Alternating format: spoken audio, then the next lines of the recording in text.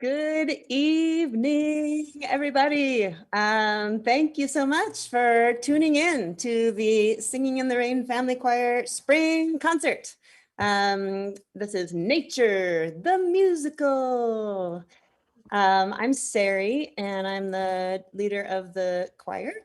And we're going to get the show started. I just want to say a couple things. First off, this is all original music in this show, and the music was written by Annastasia Workman, lyrics by Jed Dunkerley, and all of the video editing by Doug Arney.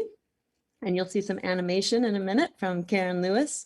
And behind the scenes, we have John Hauser, who's our streaming guru, who's helping us come to you through YouTube now. So thank you so much for joining us.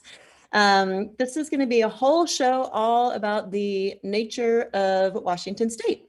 And we are all nature lovers. We love Washington State. We love putting on a show. We are not, however, scientists. So we have done a lot of learning and a lot of researching. And we hope very much that you will learn along with us about how amazing Washington State is. Our first video is called Evergreens 3. And if you are like me, you have spent a lifetime hiking in this area and being completely confused about which is the Douglas fir and which is the hemlock. And so this song is going to hopefully imprint in your memory forever how to identify the 3 most common trees in the Puget Sound lowland forest area. Okay, enjoy.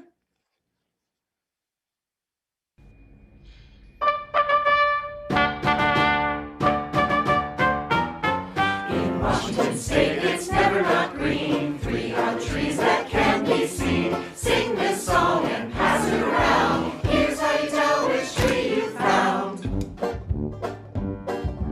Evergreen 1 is a Douglas fir. Grows so tall with strong lumber. How do you know you're Doug fir seed? Take a good look at the parts of the tree. Flats of needles, pinstripe length, singly pointing every which way. Cones are 3, maybe 4 inches long. Scales are tipped with a trident prong. Thick gray bark with deep, deep cracks keeps it safe when a fire attacks. Roots spread out, don't go down. Big man lay flat just underground. Western hemlock's evergreen too. The tree silhouette is a useful clue. Top of the tree got a droop to the ground. That'd be a hemlock there you found. Flat soft needles, many lengths look. More smashed down like crested oak. Tiny cones about the size of a grape. Scales like brown with an oblong shape. Bark's gray brown with a dark red hue. Rough thin strips how the hemlock do. Roots spread out, don't go down. Big man lay flat just underground.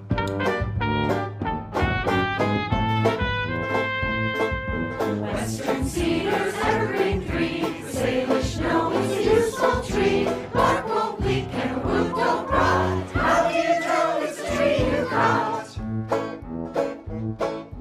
Leaves are scales and a fern-like fan. Waxy, flat, and soft to the hand. Tiny cones about the size of a pea. Grow in groups at the tips of the tree. Fibrous bark of bright brown red peels like string cheese, long tall shreds. Roots spread out, don't go down. Big man lay flat just underground. Washington State, it's never not green. 3 are the trees that can be seen. Sing this song and pass it around. Here's how you tell which tree you found.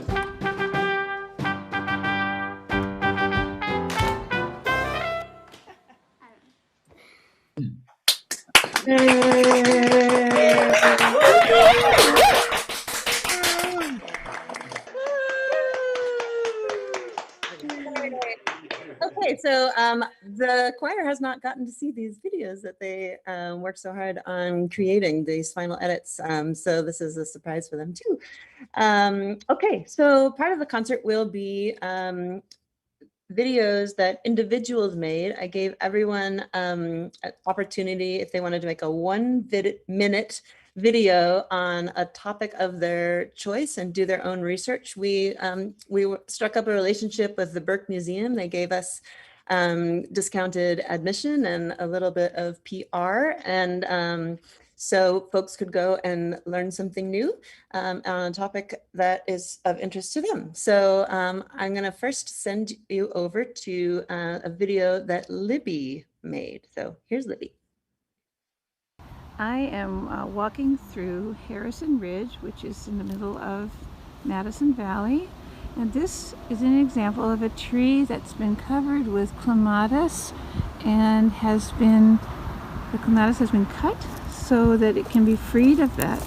Here's an ivy. This used to be ivy choking off the trees. And in this area, people, volunteers in this park system and people in the area have been eliminating blackberry.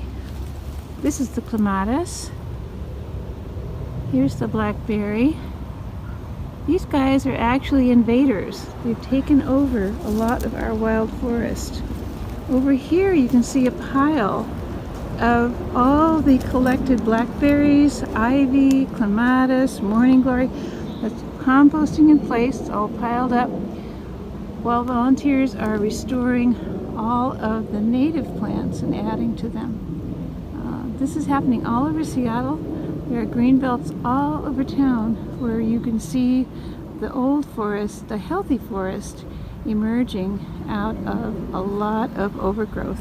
Species that don't really belong here that have taken over. And if you see this sign, here it is, that's what we're working for. Okay. Hey. All right. Okay, so another piece of our concert is going to be a little trivia, and these are going to be coming from different choir folks. So let's hear a trivia from Joe. So all of these questions are true or false questions. So true or false. If you have a spider bite in the Puget Sound area, it is most likely to be a brown recluse. And the answer is false. There are no brown recluse spiders here. They only live in the southeastern part of the country. And let's hear one more from Diane. True or false? The Columbia River has the second largest flow of water in the lower 48 states. That's true. Only the Mississippi has a larger flow. Awesome. Okay, are you getting these right, audience? I hope you're trying to answer them. Okay, so next up we have a song called Tock, the Tectonic Clock. And if you know anything about plate tectonics, you know that this is a very hard thing to describe. And so this video, we enlisted the help of one of our members. Karen Lewis is an animator, and she did work to illustrate the process of the plates subducting to create the shoreline of Washington coast. And the western coast of our continent used to be all the way back over by Spokane. And over the millions and millions of years, more and more land added on as more subduction scraped off and added more land. So we slowly moved our coastline west until now west all the way out at the Olympic Peninsula. So you can learn more about that through this video. Here we go.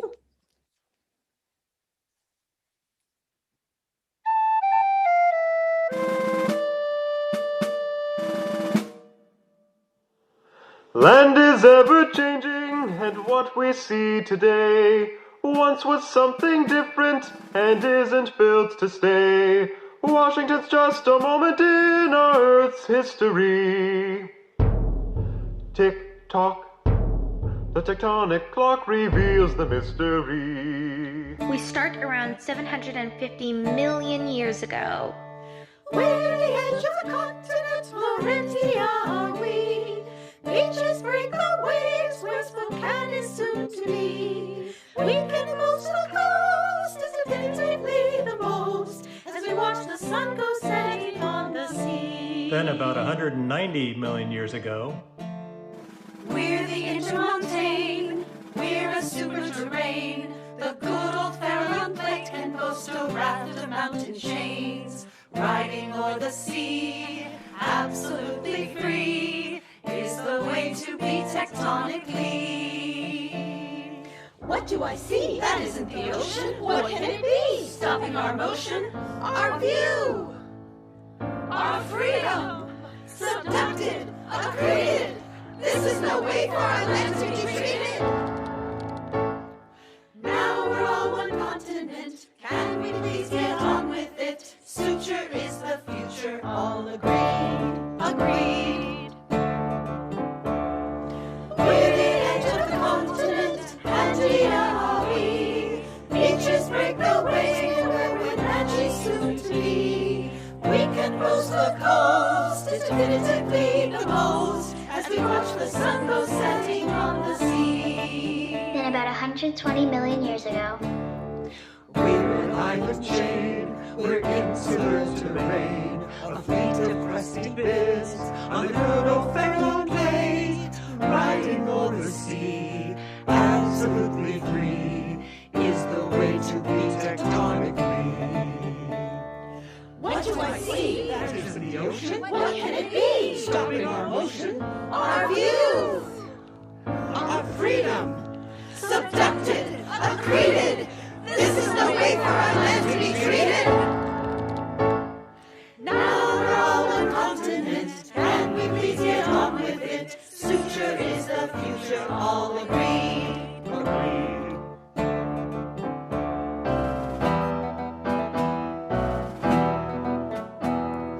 We're the edge of the continent, America are we. Beaches break the waves where Seattle's soon to be. We can boast the coast, is definitively the most, as we watch the sun go setting on the sea. Then about 35 million years ago, The crescent is our name, we're a super terrain, a group of crusty lands on the good old Farallon plate, riding o'er the sea, absolutely free, is the way to be tectonically. What do I see? That isn't the ocean. What can it be? Stopping our motion, Our view. our freedom. Subducted, accreted. This is no way for our land to be treated. Now we're all one continent. Can we please get on with it? Suture is the future. All agreed. Agreed. Land is ever changing, and what we see today once was something different and isn't built to stay. Washington's just a moment in our Earth's history. Ding dong, and now our song has solved the mystery.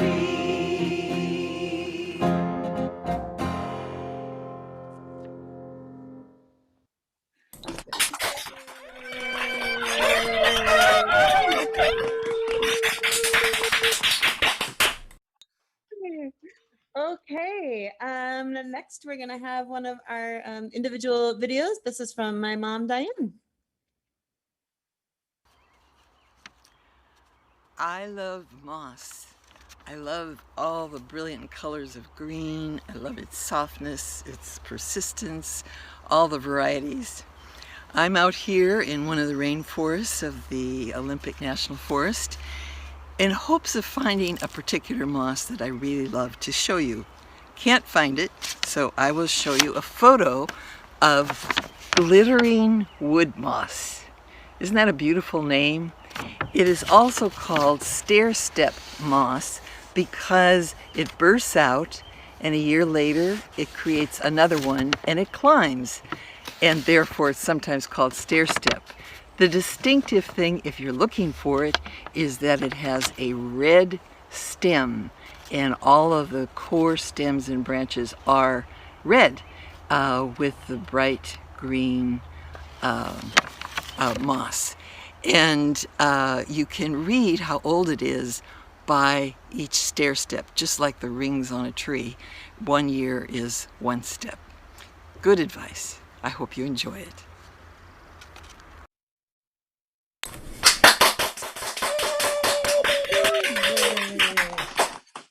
Okay, let's see. Frank, you have some trivia for us? Yeah, true or false? Washington is home to the most glaciers of any state in the U.S. I'm afraid that's false. Washington is second to Alaska, but far above the third place competitor, Wyoming.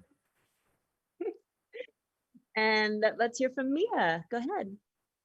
True or false? Seattle has the most rainfall of any major city in the U.S. False. Seattle is not even in the top 5 cities for either the amount of rainfall or the number of days of rainfall. New Orleans takes the top place for the amount, and Rochester for the number of days.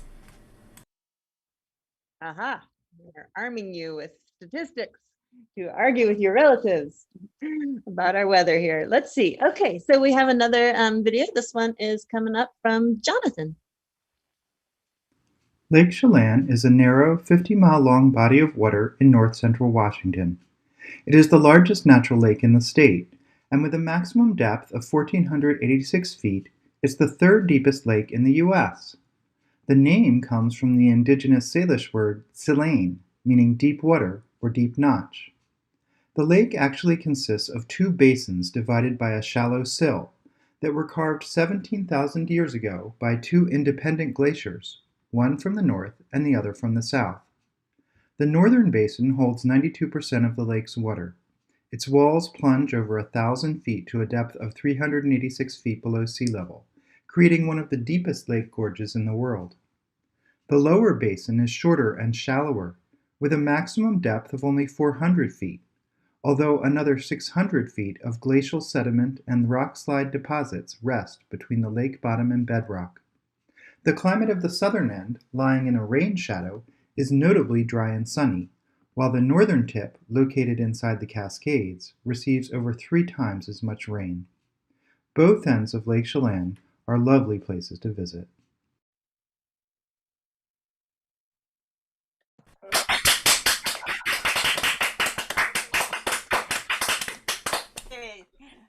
Okay. So moving right along, our next song, our next video is one of our full choir pieces, and it's all about the different ecoregions or ecosystems of Washington State. Our state is incredibly diverse. It's one of the most diverse states in the country.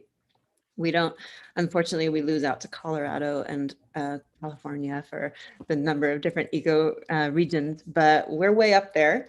And so this song is actually 6 different songs put together in a medley, and we're going to be moving from west to east across our state, from the coast all the way to the more dry area of our state.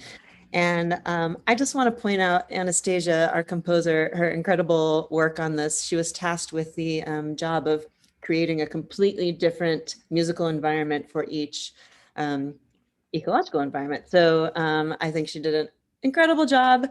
And here we go. Here's the Eco Medley.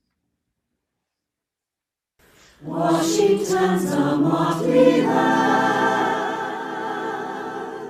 It's low, it's high, it's wet, it's dry. Its wildlife is diversified. From forest gray to coulees grand. This song is a medley piece. From east to west, from here to there, it takes you just about everywhere. And as your ears delight, your knowledge will increase.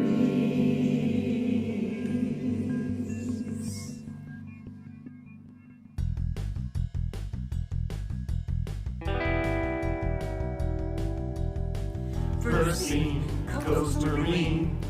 The water's blue and the kelp is green. Starfish sing and salmon school. Otters play and the orcas rule. Tides are high and seals cavort. Tides are low and crabs aboard. Octopuses slinking around. Eagles eat all the fish they found. Puget Sound, the Olympic rocks. Willapa Bay and the oyster docks. Straight along the Puget coast. Sea Marine has much to boast.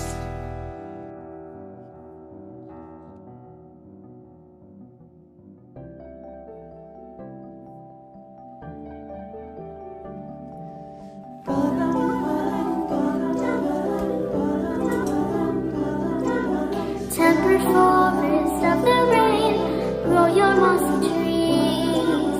Let the elk and cougar roam, blow your mossy breeze. Cedar hefty, hemlock huge, drip your drippy air. Sluggy slime, fern refuge, every trip you wear.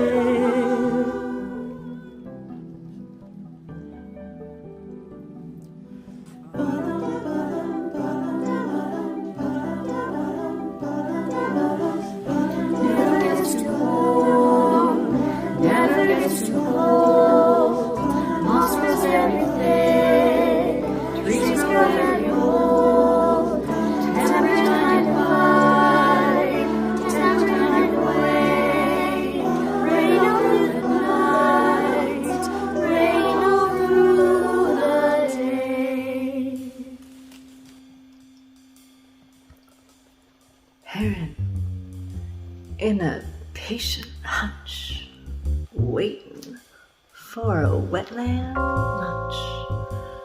Beaver in an alder den, geese coming through again. Dragon on a cattail side, lazy under cloudy skies. Willow on the swampy ground. Wetlands of the Puget Sound. Lichen on a rock neath a white buck pine. Pika sees a hawk and Pika makes a whine. There upon the screens a berry blue, living in the alpine yodel-lo-lo-dee-doo-doo. Living on the ledge, little mountain goat, heather in the hedge, and the western toad, looking in the logs of sweet wild flowers, living in the alpine mountain towers. Cold in the winter and the wind will whine, but the breeze of winter on the top the old alpine.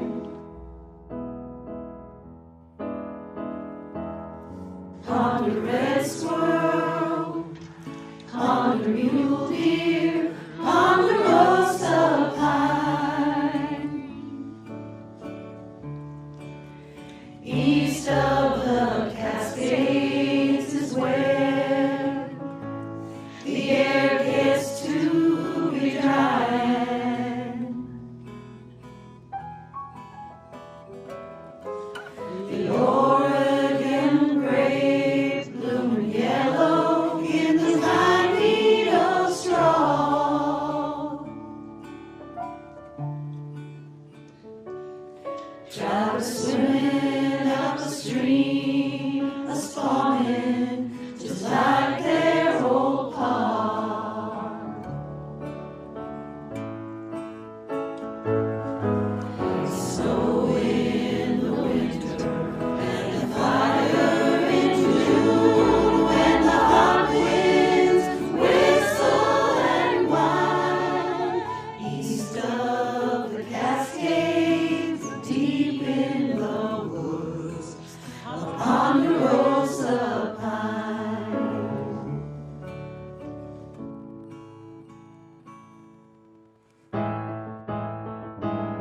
Well, if you're east of Ellensburg and west of the Spokane Pines, South of Tonasca to the Oregon state line. from the Columbia Basin to the hills of the Palouse. You do the shrub step, two-step, put on your dancing shoes. If you smell the sage and see the old jackrabbit bound.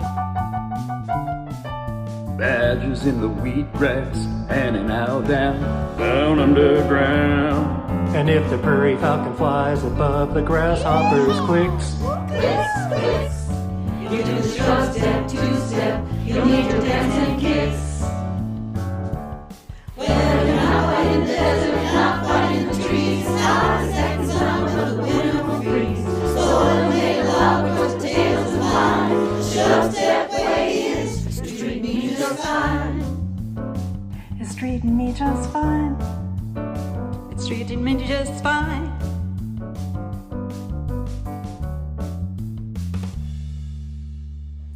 Washington's a hungry scene. It's hot, it's low, it's dry, it's wet. It's about as wild as you can get. From grassy plain to mountain tops serene. This is all trying to demonstrate.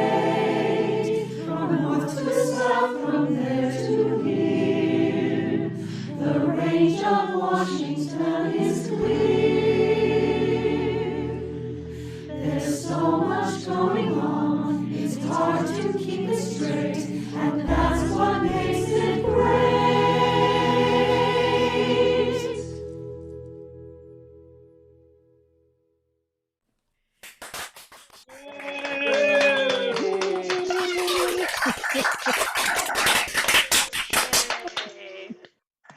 Okay, so that's really just our love letter to the state. It makes me, this whole project, I think, has renewed all of our interest in getting out and exploring all around. And let's see what is next. Oh, I wanted to just give a little station identification to make sure that you all know that we are the Singing in the Rain family choir, and we are celebrating our 18th season, amazingly. 18th, I started this choir when I was 24, something like that. My math might be off.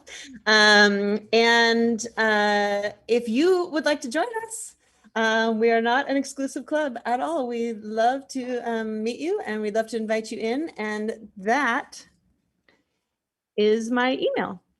And we are going to be going back to singing together in one room. This is our last virtual project, which is in some ways sad because we've had people from across the country and even across the world being able to participate with us, and we are going to miss our new members. We might figure out some sort of hybrid situation, but we're going to be meeting in the fall on Monday nights in the Madrona neighborhood, and we would absolutely love to have you join us. And you just email me if you want to get on my list right there. Also, I want to make sure that you know that this show is going to live on YouTube at this same link. So if you have friends and family members who weren't available tonight, you should feel free to send them the link to pass it on, because it will continue to exist, and so you can watch it at a later time.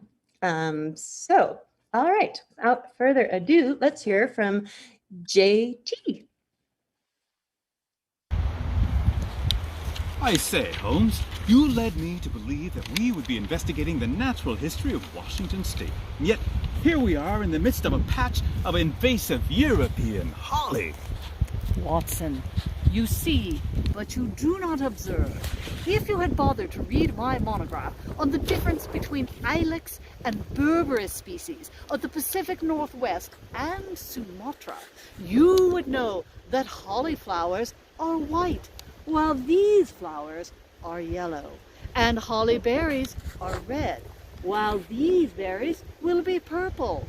Also, if you look at the inner stem of this plant, you will see a yellowish tinge indicative of the alkaloid berberine, the same medicinal compound found in golden seal. Therefore, given all these clues, we may safely identify this plant not as holly, but as Oregon grape. But Holmes, we're not in Oregon, we're in Washington, and I see no grapevines here. Thank you, Watson, for stating the obvious. Yes, we are in Washington, not Oregon, yet Oregon grape is native to Washington state as well. And though it will not bear grapes, the purple berries in the fall also make an excellent jelly. Here's the proof. I made it in my laboratory. Try some. Holmes, you are amazing. I'd say that's another mystery solved.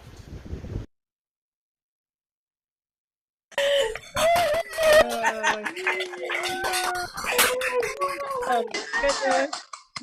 Wonderful, wonderful. Okay, we have another trivia coming at you. We're going to go to Nico.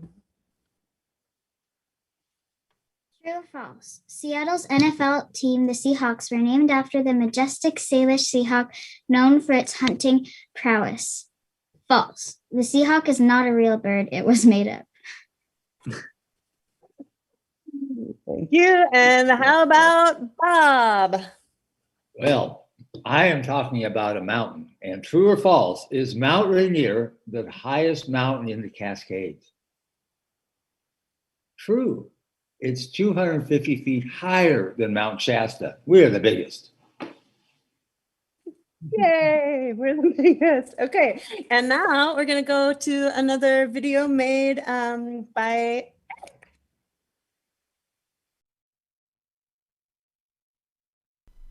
Hello, I'm here to talk to you about protecting native species beneath the Palouse Hills of southeast Washington.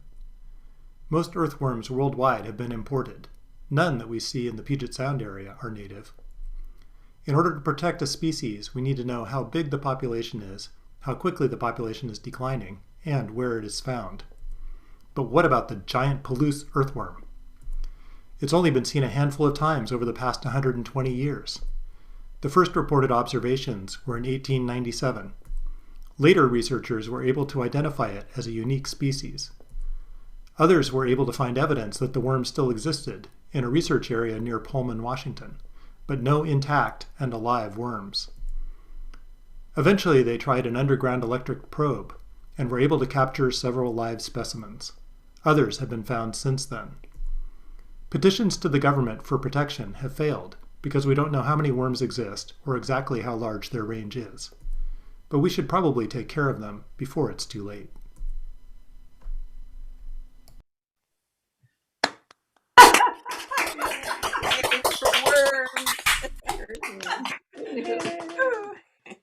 Okay, yes, the giant Palouse earthworm. So our next video really speaks for itself, so I will not say much more, aside from that this is one of the favorite denizens of the Northwest for us. Enjoy.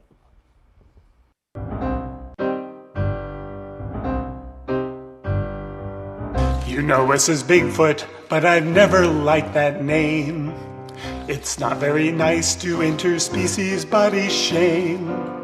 My foot size is perfect for tramping bogs and forest floors. Your foot size is quite ideal for life inside of doors. When names Gigantopithecus, we've been here all the while. We come from the same stock as you, we just have different styles. And if you think we're dangerous, please understand you're wrong. We'll clear up our reputation in a song. Bigfoot's only Bigfoot to a small foot. Don't misunderstand our mystery. If we see the differences without the learning why, then differences are all we'll ever see. Please, no, we don't hate you. We just like to be alone. We're not less evolved because we call the woods our home. Our big hairy coats mean we don't have to kill to stay warm. We're few and far between, and therefore do less harm. The woods are rich and bountiful, if you know where it's found. It's easy to listen when you never make a sound. And yes, we've been avoiding you, 'cause we had all we need. Our hood in the wood is fantastically good indeed. Bigfoot's only Bigfoot to a small foot. Don't misunderstand our mystery. If we see the differences without the learning why, then differences are all we'll ever see. So please don't call us Bigfoot, show respect and keep away. And try Gigantopithecus, it's much more fun to say. We'll stay in our dark forest, in the corners of your map.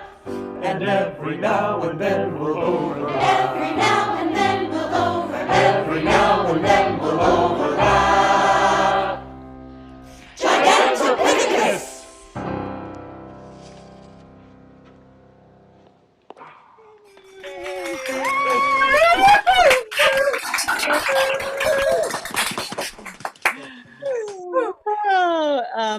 Special thanks to Karen Lewis, who met me at Seward Park for the video shoot for Bigfoot. And thank you for the costume loan from Whidbey Island. I'm not even sure exactly the source, but my mom found it. All right, so I have so many thank yous to give. So this concert and all three of the virtual concerts that we've been doing during the pandemic are hugely, they're just much bigger endeavors than what we were doing with our live concerts as far as the time investment from video editing, musicians, and all of this. And I'm very, very proud to say that we have been able to pay 5 different artists who have all been contributing to this project.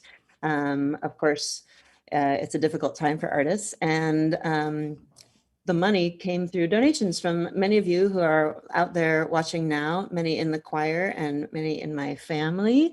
I have a long list of names, and I know it's not the whole list of names, so I'm just going to list off some folks.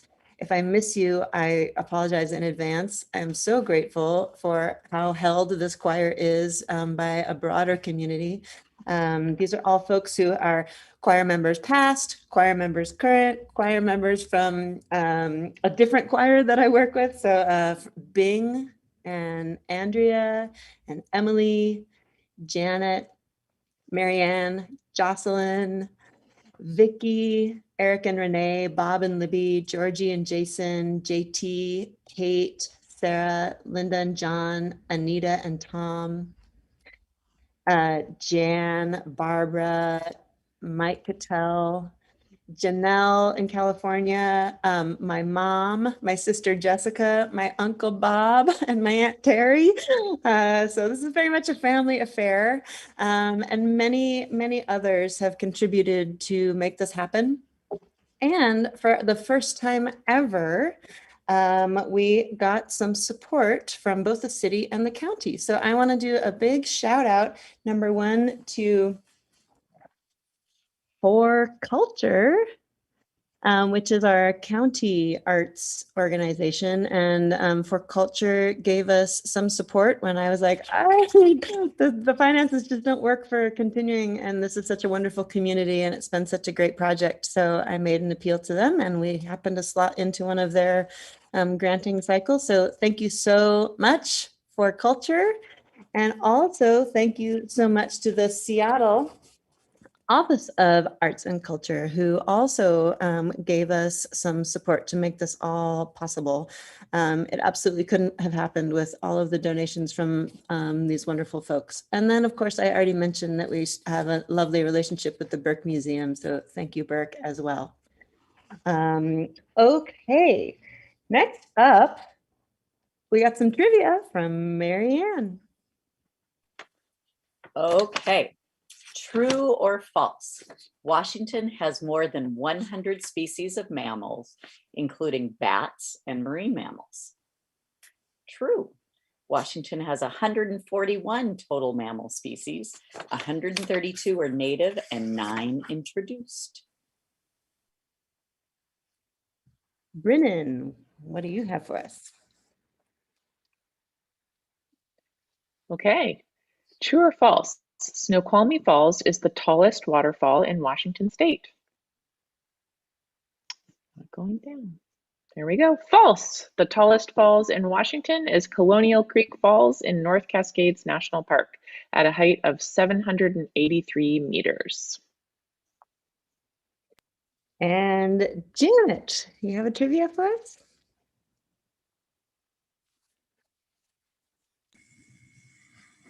Washington State is home to 2 national parks. True or false? False. Washington State is home to 3 national parks: Mount Rainier National Park, Olympic National Park, and the North Cascades National Park. Indeed. Okay, let's see. We have another video, this one from a brand new member. Yay. Dee, tell us about Dungeness Crab. Hi, we're here at Seattle's Pike Place Market to look at the Dungeness Crab, named after the city of Dungeness, Washington. Dungeness crabs are decapod crustaceans, 10-footed animals with an exoskeleton. They can live about 8 to 13 years, molting as they grow. Not only can they make a new shell, but they can regenerate new legs if they lose one. Take a look at these compound eyes. What's cool is the eyes sit on a stalk and can fold into their socket for protection. Even though the eyes can't focus well, they're very sensitive to movement and can see color. Did you know that Dungeness can smell underwater? And because of the tiny bristles on their body, legs, and feet, they have a good sense of touch.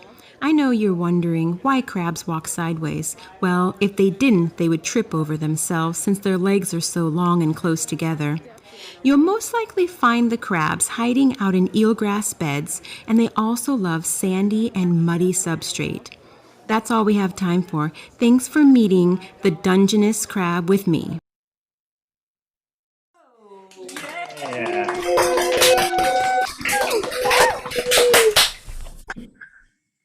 I heard 10-footed in there, which comes as a surprise to me. That's a lot of legs.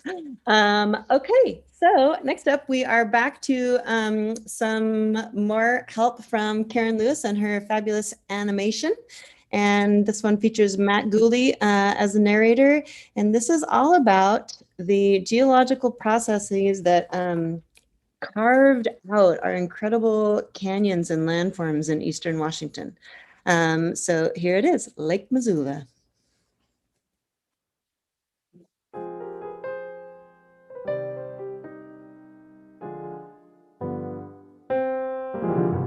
Well, east the Cascades is a strange country found.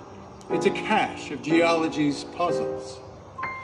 With cliffs and deep canyons as dry as a bone, like a cup from which all has been guzzled. Nobody knew what had silenced the falls or just how the big channels eroded. From up the Spokane to Wenatchee on down to Tri-Cities, its mysteries floated.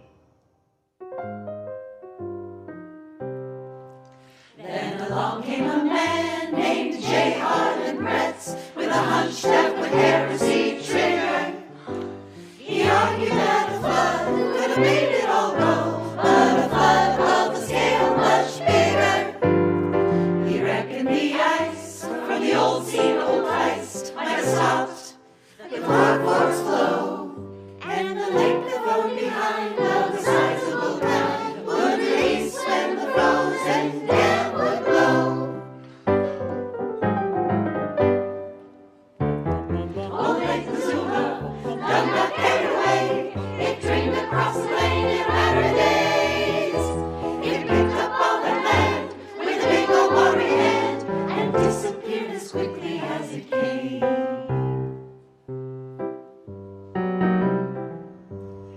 Imagine a time when a river of ice made a dam on a regular river. And when it was warm, the dam gave way, and the river behind The torrent would flow several hundred feet high, and it scoured, denuded, and slaughtered. Native folk tell of an old ancient myth of rebirth at the hands of such waters. Imagine a day many thousand years young. The sun blazes down the Grand Coulee, with only the sound of the flowers buzzing round, and the summer sun beaming down coolly.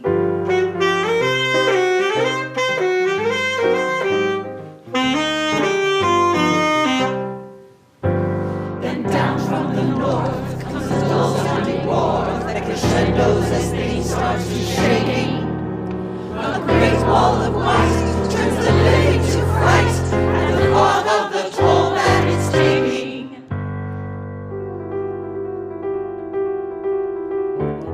Oh, Lake Missoula, done got carried away. It drained across the plain in matter of days.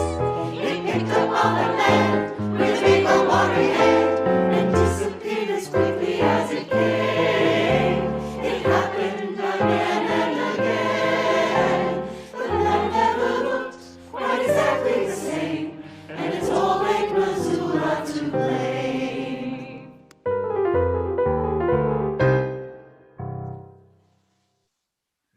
Yay, Karen!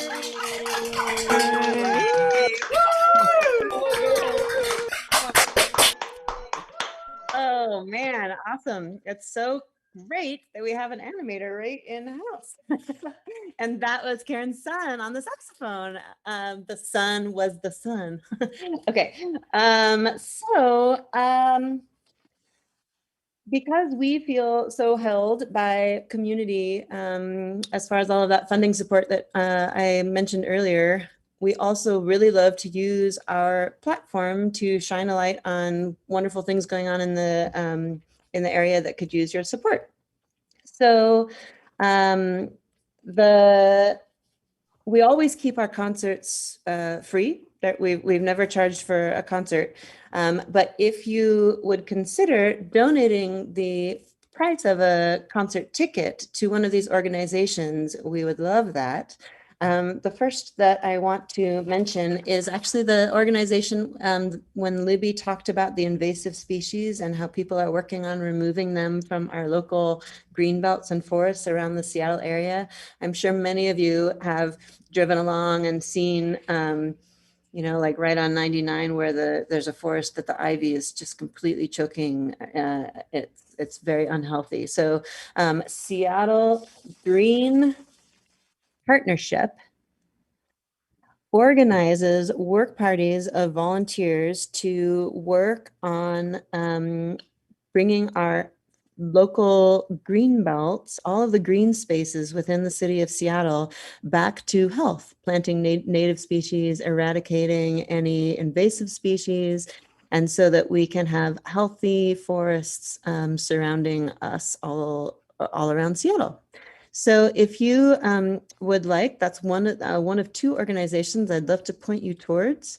If you can send any support their way, it will be immediately used to make our forests more beautiful and healthy. The other organization I want to mention is the Duwamish River Cleanup Coalition. Now, the Duwamish River is the lifeblood of our area, both from the port perspective and also from the nature perspective and also from the Duwamish tribe perspective. And it unfortunately has been designated a Superfund site. It's very polluted, and the air quality down in the South Seattle area is the worst in our area because of all of the industry. So I wanted to point you towards this organization because they're all about advocating for marginalized communities that live in the South End in the Duwamish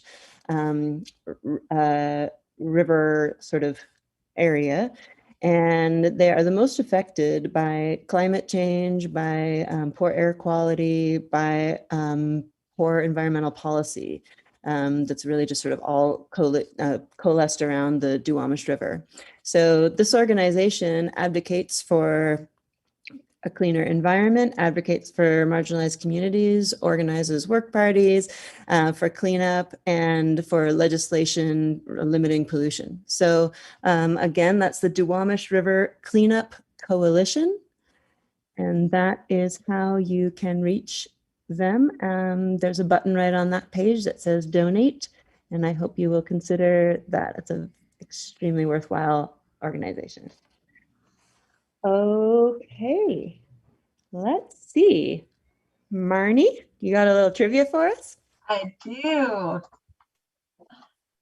All right. True or false? Washington produces the most raspberries of any state.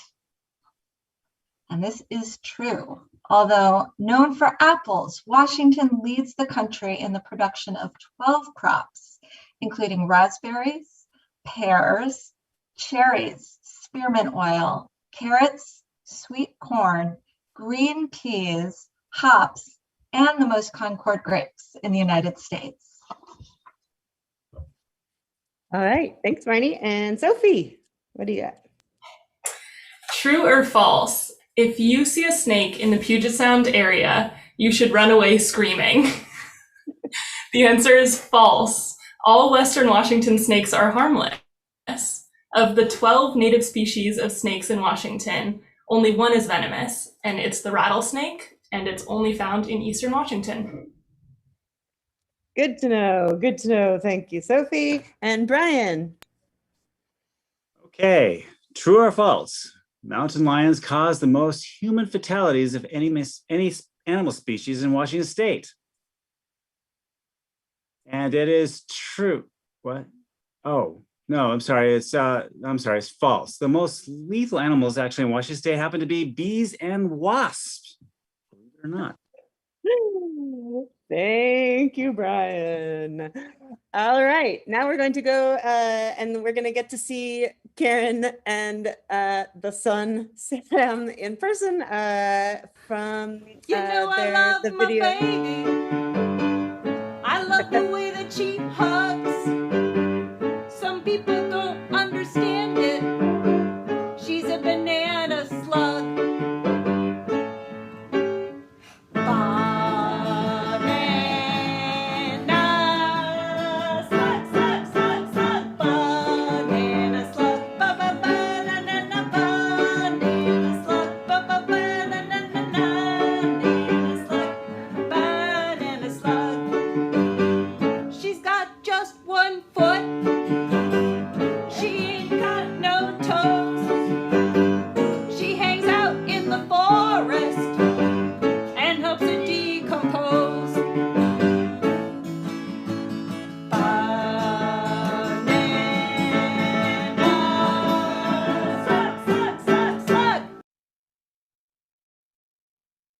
Awesome.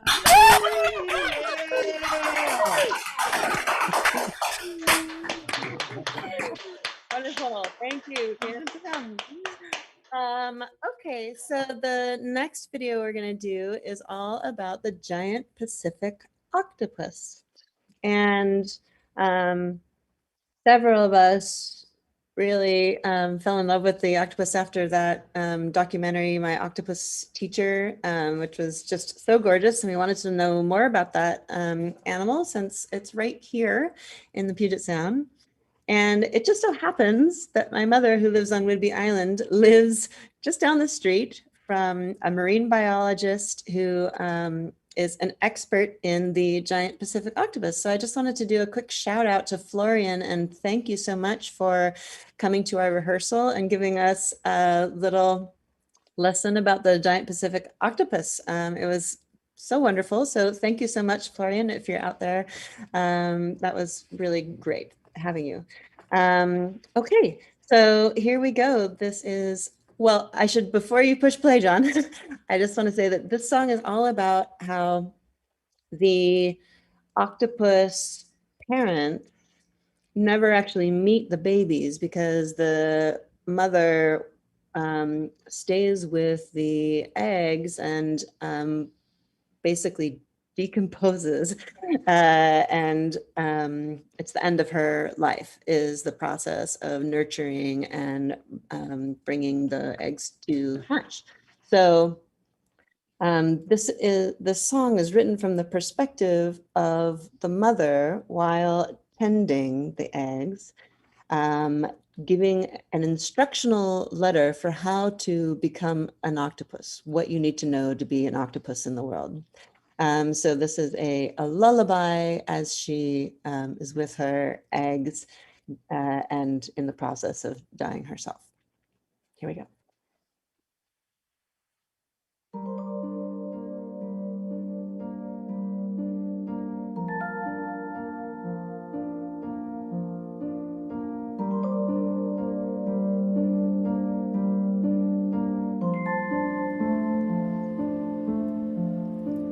Sway, cool waters, my sweet octopi.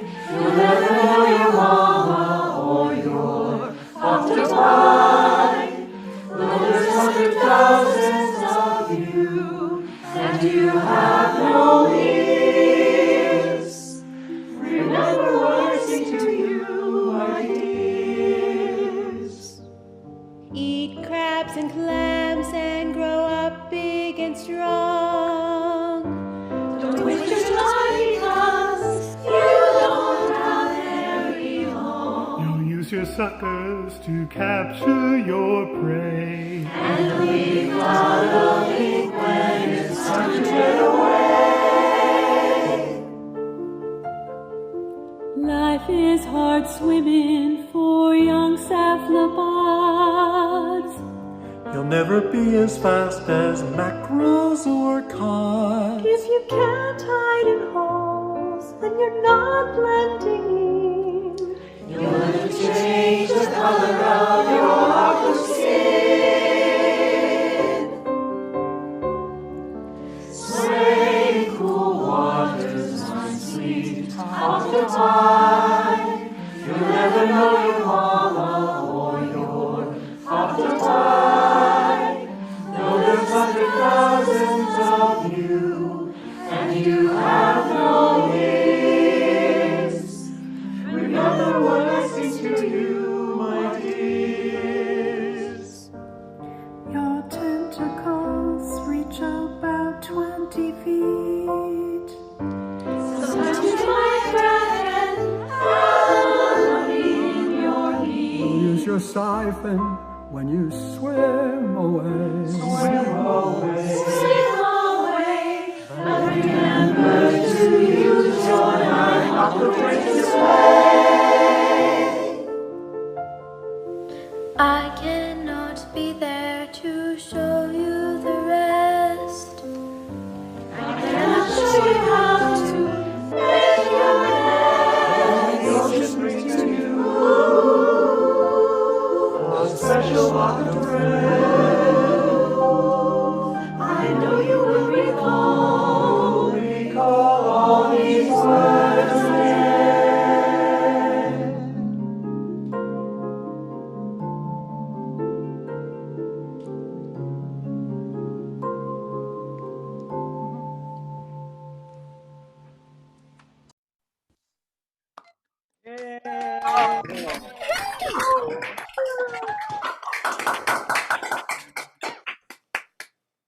So many thank you to all of our blacklight octopus babies and tentacles. We had a kit of makeup and a blacklight that was being passed around Seattle to get that done.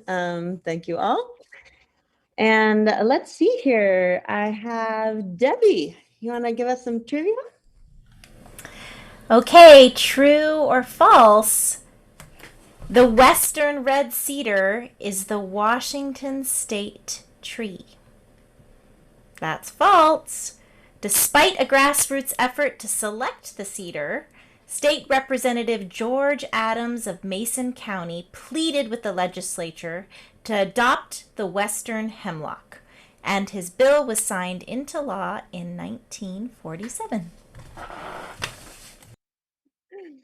And Libby, one last trivia. Okay, last one. The most well-known natural source cancer drug in the United States, Taxol, is derived from the bark of the ponderosa pine. That is false. Taxol is made from the bark of the Pacific yew tree, also found in Washington. There you go. Thank you. And we have a video from Daniela.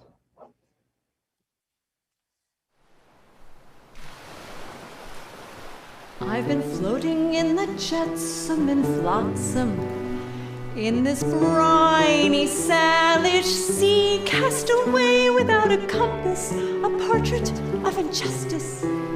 I bear the burden of the name seaweed.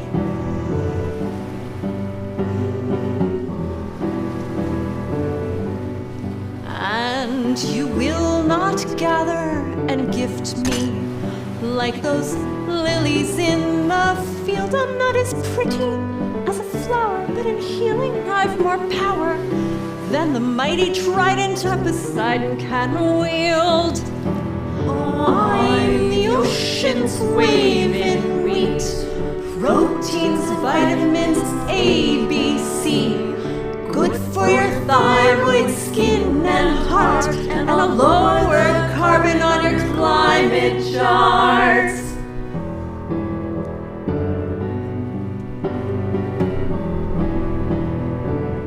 And one thing you can be sure of, you'll find me on the shore of the Salish Sea at the next low tide.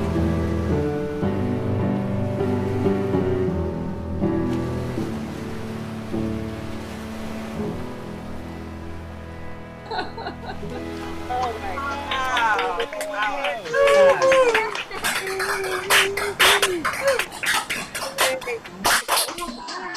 So none of us have actually met Daniela in person. She's just joined the choir as part of these virtual projects, and wow, you are phenomenal. So yeah.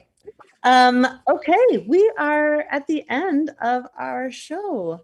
I'm going to take a few minutes just to introduce the folks behind the scenes here, who I am just incredibly grateful for. Let's start. Well, I want to start first by saying Jeff Walker is a botanist friend who consulted with us on the tree song, taught us about how to differentiate that.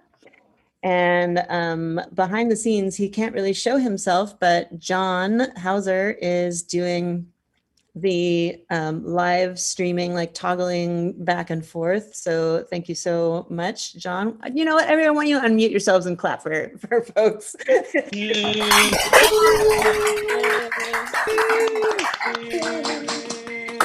And then I think they just jumped in here. Yeah, so Jed wrote all of the lyrics for these songs. Jed has a geology undergrad degree and does some work for the Burke, and he teaches at Franklin.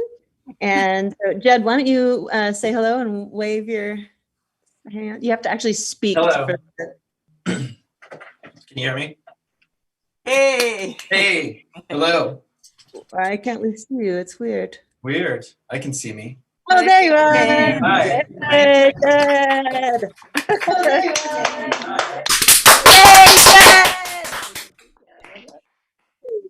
Jed, thank you so much. We've been stumbling over your lyrics for a couple months now. They are amazing.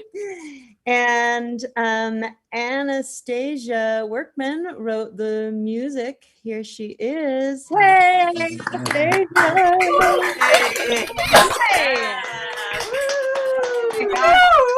My mind has been blown by this concert. It is amazing. Thank you, everybody. Thank you. Thank you, Anastasia. And then we have Karen, who you already saw doing the animation. You saw her doing the slug song. Thank you so much, Karen. I know there were some late nights for you. Yay, Karen! And then our video editor is Doug Arney. And I have to say, he's become like my art buddy this whole year. We've been working so closely, and I'm so grateful for him. It's hundreds and hundreds of hours, and I hear his baby. Where are you, Doug? Hi. My baby is he's about ready to go to sleep. So, but he made it all the way through the concert.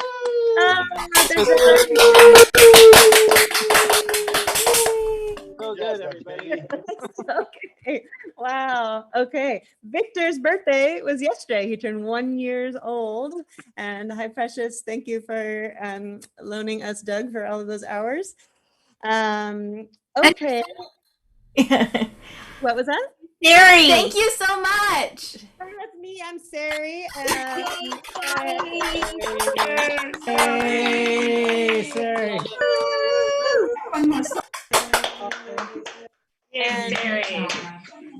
And last but not least, these choir folks, you can all imagine, I'm guessing out there, the commitment it is to do a video every single week. So this was a project per week for them to turn in a video, and they had to learn the song and sometimes make the costume. You saw the amazing Bigfoot costumes that were happening.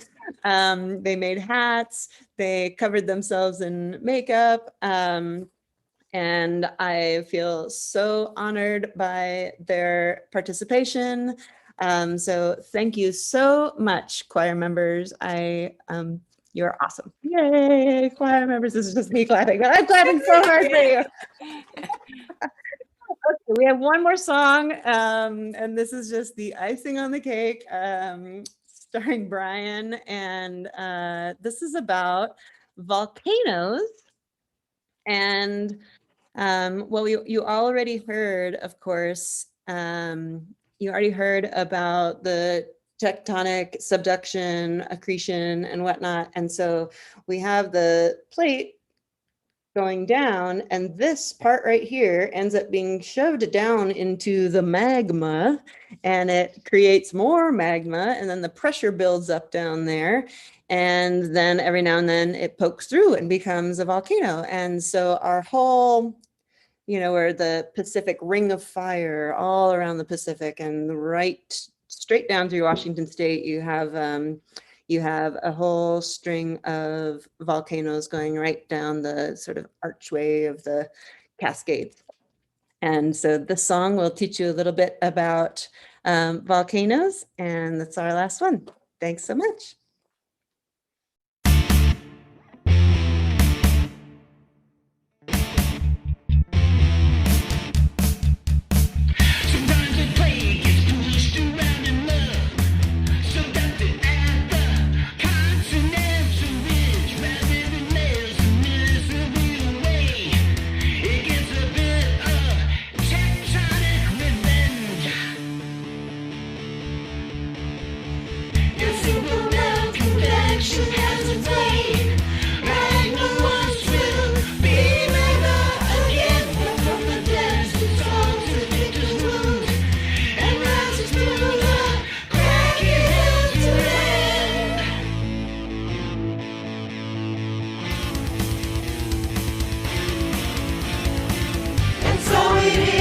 Washington, some distance from the zone, where the one few guys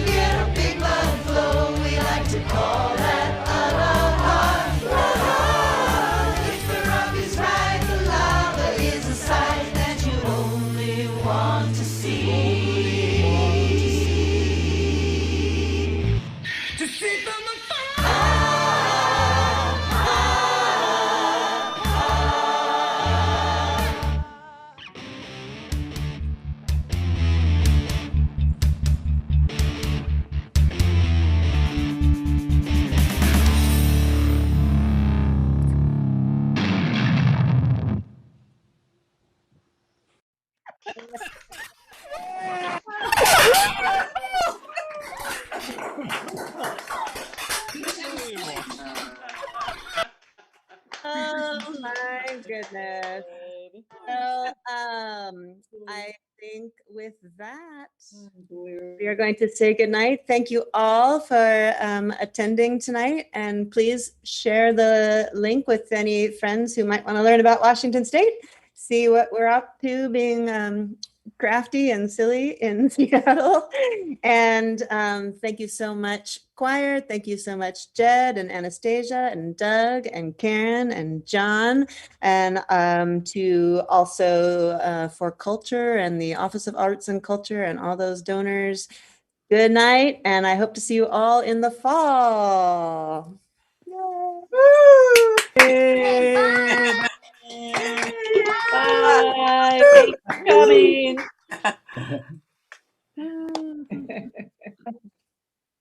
Shelly, did you stop the live stream?